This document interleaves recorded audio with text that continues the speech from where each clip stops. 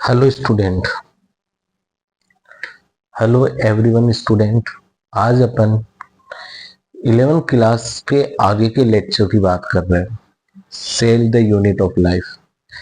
Last time मैंने, ठीक है, सेल के बारे में बताया, उसकी सेल थ्योरी के बारे में बताया, ठीक है। मैथियस स्लीडन, थियोडोर सवान, रुडोल्फ विर्चोव, इन सब के बारे में मैंने आपको एक्सप्लेन किया। आज हम उसी के आगे सेल के बारे में एक छोटी सी बात पढ़ेंगे। सेल के बारे में हम इंट्रोडक्शन लेंगे। क्या है चीज, देखते हैं। सबसे पहली चीज सेल। देखो सेल आज मैंने लिखा हुआ है पहले, क्योंकि उसमें टाइम लगता है लिखने के अंदर। हम एक एक चीज को समझेंगे और हम जितनी भी चीजें अपन ले रहे हैं ये completely as a NEET base होगा। कंप्लीटली कैसे होगा, पूरी तरह नीट बेस रहेगा। देखिए सबसे पहले, ठीक है, ये एनसीईआरटी की लाइन है, एन ओवरव्यू ऑफ सेल, यानी सेल के बारे में अपन बात कर रहे हैं। देखो, onion cell which is a plant cell. अब कई बार ये आती है, जैसे मेरा क्वेश्चन पूछूं आपसे, क्या आप प्लांट सेल खाते हैं? तो बच्चे कहेंगे नहीं सर, हम प्लांट सेल को यूज नहीं करते, हम नहीं खाते। जबकि अपन को पता होना चाहिए कि प्लांट सेल ही क्या है। जब मैं अनियन सेल बोल दूं, ठीक है, तो बिल्कुल हम प्लांट सेल खाते हैं। अनियन प्लांट का पार्ट है, इसका मतलब हम अनियन सेल यूज में ले रहे हैं, इसका मतलब हम प्लांट सेल को भी काम में ले रहे हैं। इसके अलावा जैसे मैं कहूँ एप्पल, तो बिल्कुल हम एप्पल सेल को यूज में ले रहे हैं, इसका मतलब हम प्लांट सेल को क्या ले रहे हैं, काम में ले रहे हैं। तो जितने भी प्लांट प्रोडक्ट है वो खुद एक प्लांट सेल है। तो अपन ये कभी नहीं कर सकते कि हम प्लांट सेल को कभी खाते ही नहीं है, नहीं, हम यूज में लेते हैं। तो ये क्या बताना चाह रहा है कि onion cell which a plant cell, onion cell जो है वो एक प्लांट सेल है जिसमें पाई जाती है cell wall, its outer membrane. अब ये चीज अपन को सीखनी है, ये डिफरेंस बन गया। तो मान लीजिए फॉर एग्जांपल, ये सबसे आउटरी बाउंड्री होती है, आउटर बाउंड्री, इसको अपन ने नाम दिया है। जैसे अपन प्लांट सेल का डायग्राम बना रहे,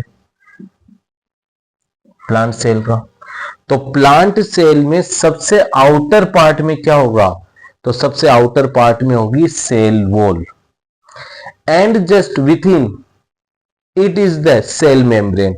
और जस्ट इसके अंदर वाले पार्ट में, और इसके अंदर क्या पाई जाएगी, पूरी तरीके से, ठीक है, सेल मेम्ब्रेन पाई जाएगी। यानी इन शॉर्ट अगर मैं नाम दूं तो इसका नाम होगा सेल वॉल, ठीक है, और इसका नाम होगा सेल मेम्ब्रेन। अब एक बात यहां आपको याद होनी चाहिए, सेल वॉल हमेशा नॉन लिविंग होती है। क्या होती है, नॉन लिविंग। जबकि सेल मेम्ब्रेन हमेशा याद रखो कैसी होती है, लिविंग होती है। ये बात अपन को पता होनी चाहिए कि सेल वॉल हमेशा क्या होती है, नॉन लिविंग होती है, और सेल मेम्ब्रेन क्या होती है, लिविंग होती है। जैसे ये एनसीईआरटी की लाइन है, समझने के लिए एक्स्ट्रा बात थी तो वो मैंने लिख ली। आप लाइन डायग्राम, लाइन उतारने के बाद डायग्राम जरूर बनाएं। पहले आप देख लीजिए, जैसे मैंने इजी वे के अंदर इसको लिखा, प्लांट सेल, प्लांट सेल की आउटर बाउंड्री क्या होती है, सेल वॉल होती है। प्लांट सेल की आउटर बाउंड्री क्या होती है, सेल वॉल होती है, जिसके अंदर क्या पाई जाती है, सेल मेम्ब्रेन पाई जाती है। जिसके अंदर का पार्ट क्या होता है, पूरी तरीके से सेल मेम्ब्रेन होता है। द सेल ऑफ ह्यूमन, अब ये नहीं कि मैं केवल ह्यूमन सेल की बात कर रहा हूं, हाँ ये प्रैक्टिकल है कि हम जब भी 11th क्लास के अंदर, ठीक है, सेल को आइडेंटिफाई करते हैं तो हम चिप के अंदर की सेल को हम क्या लेते हैं, काम में लेते हैं। जबकि मैं आपको बता दूं यहाँ पर केवल ह्यूमन नहीं, एवरी एनिमल सेल की बात कर रहे हैं, सभी एनिमल सेल इसमें इंक्लूड है। Have an outer boundary is a cell membrane. जबकि याद रखो, ठीक है, इसके अंदर केवल आउटर बाउंड्री क्या होती है, सेल मेम्ब्रेन होती है। क्या होती है, सेल मेम्ब्रेन। और ये एनिमल सेल है, ये एनिमल सेल है। अब ये डिफरेंस बन गया कि difference between the plant cell and animal cell, difference between the plant cell और एन एनिमल सेल, तो अपन इसका आंसर क्या देंगे कि प्लांट सेल में क्या प्रेजेंट होती है, सेल वॉल प्रेजेंट होती है, जबकि एनिमल सेल में क्या होती है, सेल में सेल वॉल एब्सेंट होती है। आई बात समझ में। लेकिन याद रखना सेल मेम्ब्रेन दोनों में, ठीक है। इनसाइड द ईच सेल, हर सेल के अंदर is a membrane bound structure.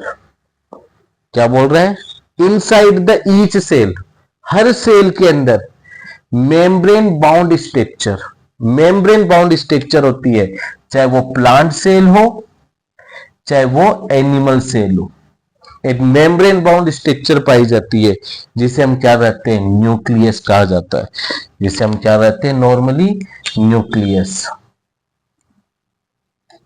ठीक है। चाहे वो प्लांट सेल हो चाहे वो एनिमल सेल हो, जिसे हम क्या कहते हैं, न्यूक्लियस कहते हैं। ये न्यूक्लियस हो गया, ठीक है। अब ये याद रखो न्यूक्लियस, देखो अगर आप डायग्राम में देखोगे तो आपको एक चीज पता चलेगी कि मैंने जब प्लांट सेल के अंदर न्यूक्लियस बनाया तो मैंने साइड में लिया है, जबकि एनिमल सेल के अंदर मैंने न्यूक्लियस कहां बनाया, बिल्कुल सेंटर में बनाया। तो ये एक डिफरेंस है कि प्लांट सेल के अंदर हमेशा न्यूक्लियस, ठीक है, साइड में होता है। क्यों, क्योंकि उसमें लार्ज वैक्यूल प्रेजेंट होता है। वैक्यूल का टॉपिक आएगा तब मैं उसके अंदर आपको ये चीज मेंशन करूंगा। जबकि एनिमल सेल के अंदर न्यूक्लियस जो होता है वो कहां पाया जाता है, सेंटर में पाया जाता है। इसका रीजन वही कि इसमें वैक्यूल क्या होता है, स्मॉल होता है। कैसा रहता है, स्मॉल। तो याद रखना inside the each cell is a membrane bound structure, जिसे हम क्या बोलते हैं, न्यूक्लियस कहते हैं। द न्यूक्लियस कंटेन, अब जो न्यूक्लियस में क्या होता है, पहली बात तो लिक्विड होता है, ठीक है,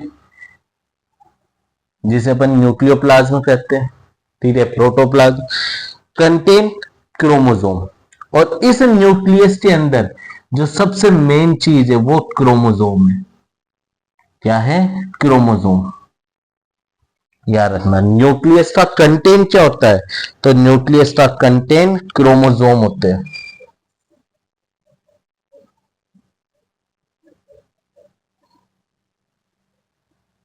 क्या होते हैं, क्रोमोसोम होते हैं। न्यूक्लियस का कंटेंट क्या होता है, क्रोमोसोम होता है। और क्रोमोसोम का कंटेंट क्या होता है,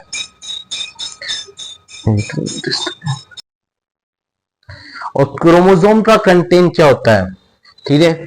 the nucleus contain the chromosome, chromosome यानी न्यूक्लियस का कंटेंट कौन है, क्रोमोसोम है। और क्रोमोसोम का कंटेंट कौन होता है, द जेनेटिक मटेरियल डीएनए, यानी ये जो क्रोमोसोम है वो डीएनए का बना हुआ है। किसका बना हुआ है, डीएनए का, चाहे वो प्लांट सेल हो चाहे एनिमल सेल हो, जो कि हमारा क्या है, जेनेटिक मटेरियल है।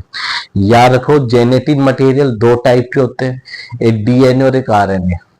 डीएनए जो होता है वो नॉर्मली किसके अंदर प्रेजेंट होता है, एनिमल, प्लांट में, बैक्टीरिया।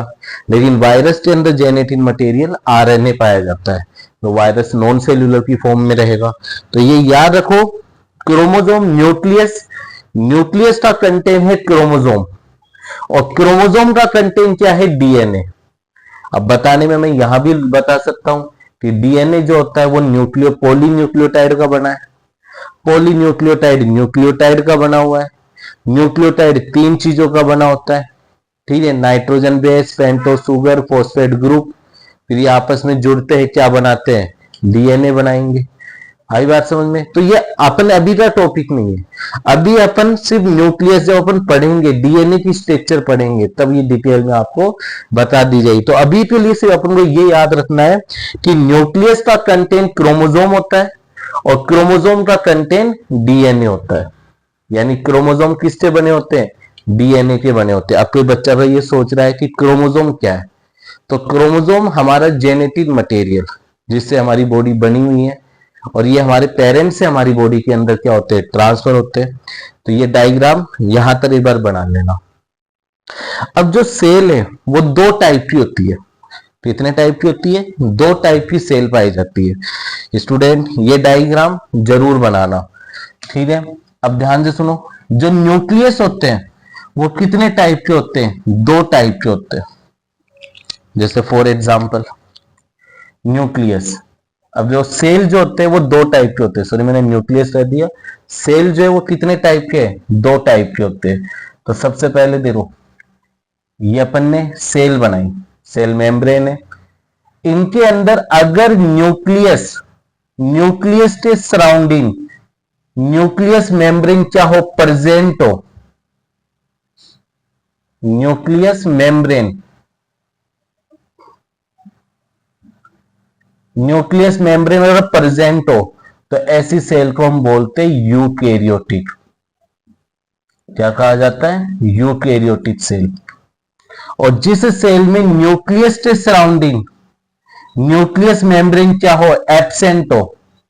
न्यूक्लियस मेम्ब्रेन एब्सेंट हो, ठीक है, न्यूक्लियस मेम्ब्रेन लेक।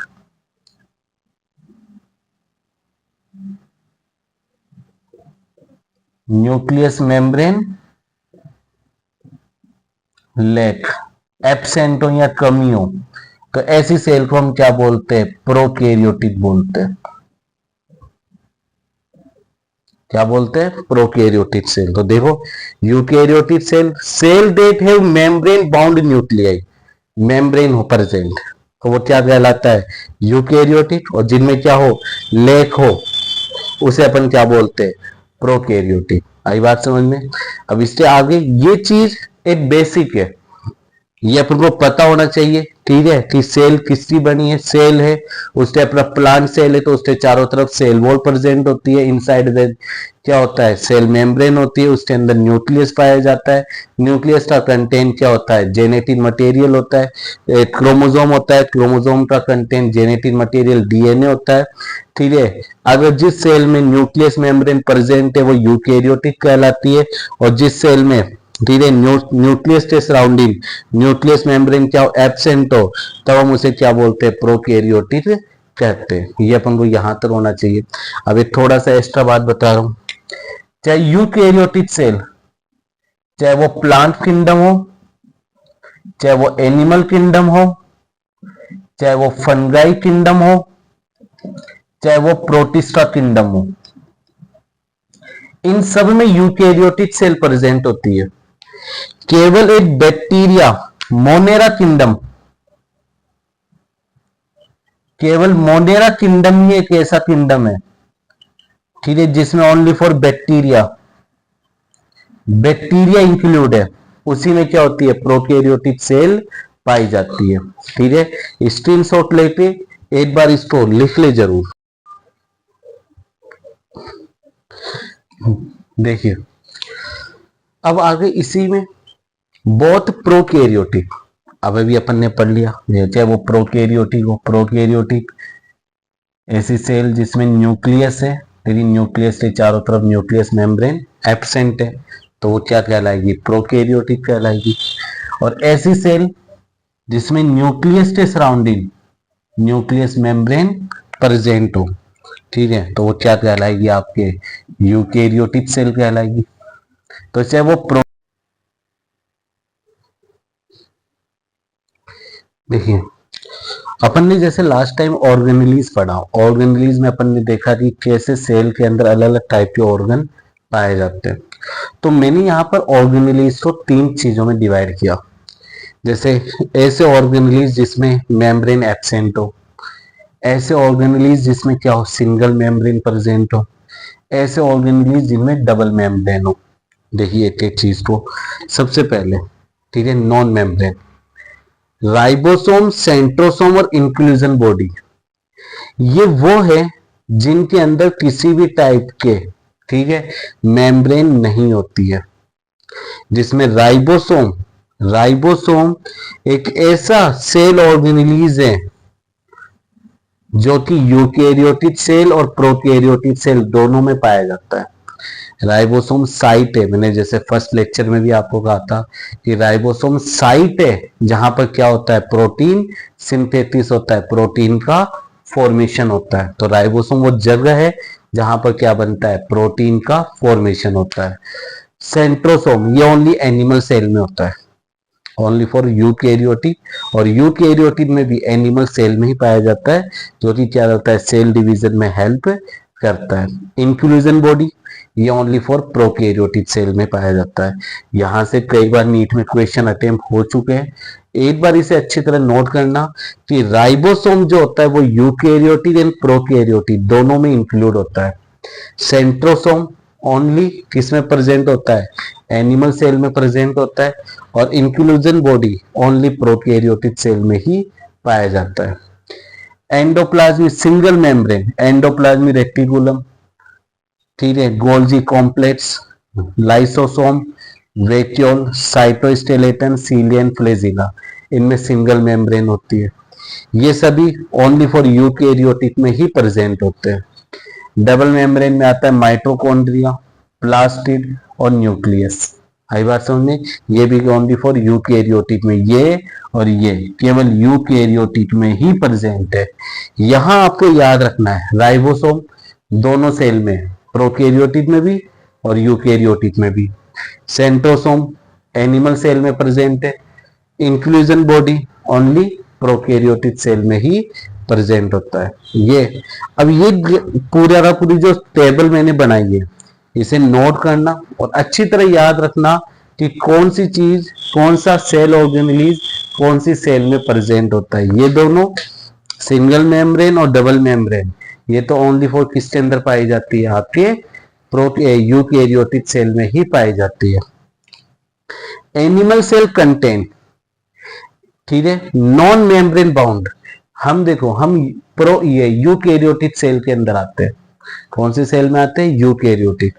अब जाहिर सी बात है यूकैरियोटिक में तो हमारे अंदर क्या होना चाहिए, मेम्ब्रेन बाउंड ऑर्गेनेलिज प्रेजेंट होना चाहिए।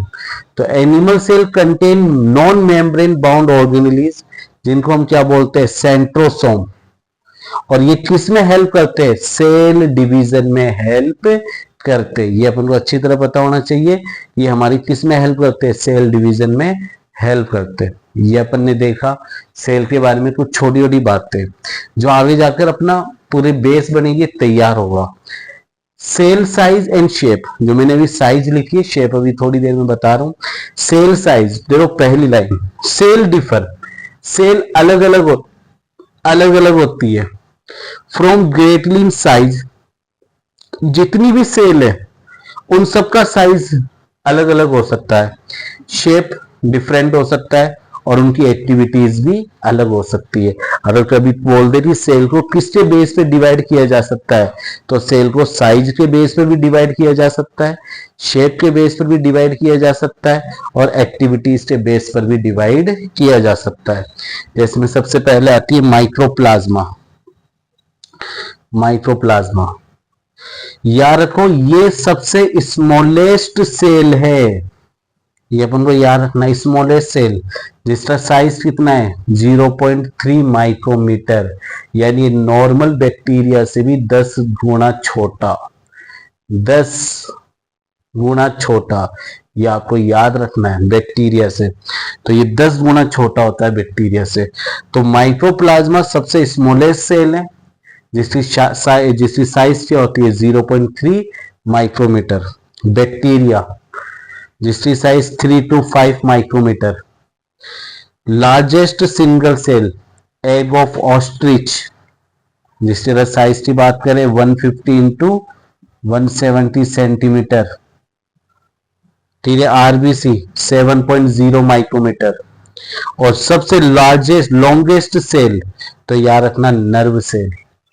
हाँ बार समझे, नर्व सेल। अब एक चीज इसके बाद में इसी में आगे से आप उतार लेना, अगर ह्यूमन बॉडी में बात हो,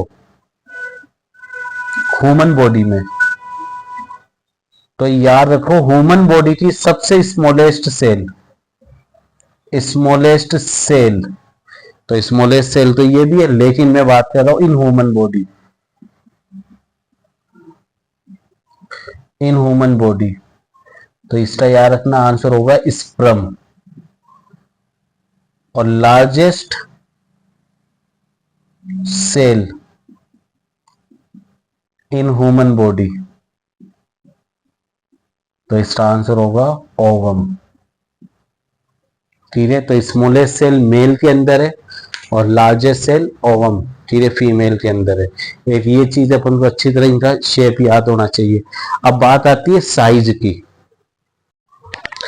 देखिए सर, अभी अपन ने देखा सेल साइज, अब अपन पढ़ते हैं सेल शेप। सेल अलग अलग शेप की होती है, कोई डिसलाइक होती है, पॉलीगोनल होती है, प्लोमर होती है, क्यूबॉइड होती है, थ्रेड लाइक स्ट्रक्चर होती है, ठीक है, इरेगुलर शेप होता है, जिसमें अपने कुछ शेप दे रखे। आरबीसी, आरबीसी का शेप होता है राउंड एंड बाइकॉनकेव। कैसा होता है? Round and biconcave. डब्ल्यूबीसी का शेप होता है अमीबिए, ठीक है, यानी इसका अमीबा का शेप होता है। प्लोमर epithelium cell long and narrow. Nerve cell branches होती है। ट्रेडिट्स ये जाइलम में पाई जाती है, जो कि इलोंगेट लंबी होती है। और मीजोफिल सेल जिसमें प्लास्टिड प्रेजेंट होता है, क्लोरोफिल प्रेजेंट है, वो राउंड एंड ओवल होती है। अब एक स्टूडेंट ध्यान से सुन लेना, इसके डायग्राम मैं अटैच कर दूंगा वीडियो के साथ में। इन सेलों के डायग्राम एनसीईआरटी बेस ही देख के चलना। अपन 21 तक जितने भी मैं आपको ये चैप्टर में करवाता हूँ, 11th या 12th, उसमें से मैं वापस आपको रिपीट करवाऊंगा कि कौन कौन से क्वेश्चन अपने में से आए हैं। आई बात समझ में? इनकी वीडियो पूरी देखें, कई क्वेश्चन बिटवीन में, और नोट्स रेगुलर बनाते हुए चले, कंटिन्यू नोट्स बनाते हुए चले। Thank you.